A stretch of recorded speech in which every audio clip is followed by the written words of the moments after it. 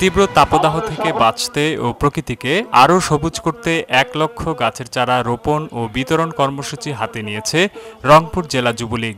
আওয়ামী লীগের প্লাটিনাম জয়ন্তী উপলক্ষে মঙ্গলবার সকালে নগরীর বঙ্গবন্ধু মুরাল চত্বরে কর্মসূচির উদ্বোধন করেন জেলা আওয়ামী লীগের যুগ্ম আহ্বায়ক অ্যাডভোকেট আনোয়ারুল ইসলাম।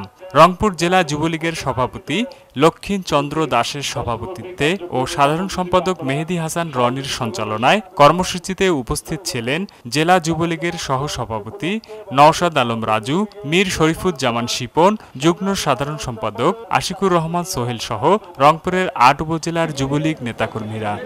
উদ্বোধনী দিনে ১,০০০ ফলদ, বনজ, ঔষধি গাছের চারা বিনামূল্যে গ্রহণ করেন পথচারীরা।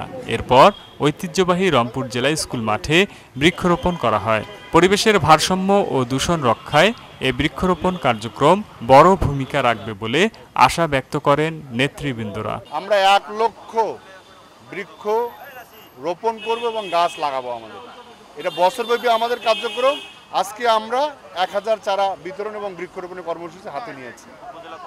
উপজেলা তো আমাদের ৮টি উপজেলা, ৩টি পৌরসভা এবং আমাদের প্রতিটি গ্রামে আমরা বৃক্ষরোপণ করব যুবলীগের নেতৃবৃন্দ। এই বৃক্ষরোপণ কর্মসূচির মাধ্যমে আজকে যে বায়ু দূষণ যে সারা পৃথিবী জুড়ে চলছে, সেই বায়ু দূষণকে রক্ষার জন্য বৃক্ষরোপণ কর্মসূচি ওনারা দিয়েছেন। আমরা সেই বৃক্ষরোপণ কর্মসূচি শুরু করেছি। আমাদের এই বৃক্ষরোপণ কর্মসূচি আমাদের প্রতিটি উপজেলা এবং প্রতিটি পৌরসভায় অব্যাহত থাকবে। আমি মনে করি যুবলীগ তাদের এই বিভিন্ন কর্মসূচির মাধ্যমে আরও সমৃদ্ধশালী হবে, আরও শক্তিশালী হবে এবং তাদের যুবলীগের প্রতি আমার আহ্বান থাকবে যারা আরও শক্তিশালী একটা সুসংগঠিত সংগঠন থেকে বাংলাদেশে আওয়ামী লীগের বিরুদ্ধে এবং জননেত্রী শেখ হাসিনা সরকারের বিরুদ্ধে যে অপপ্রচার এবং বিভিন্ন ষড়যন্ত্র চলছে, সেই ষড়যন্ত্রের মোকাবিলার জন্য যুবলীগ প্রস্তুত থাকবে।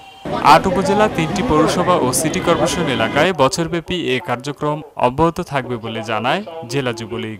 নিউজ ডোর, ডেস্ক রিপোর্ট।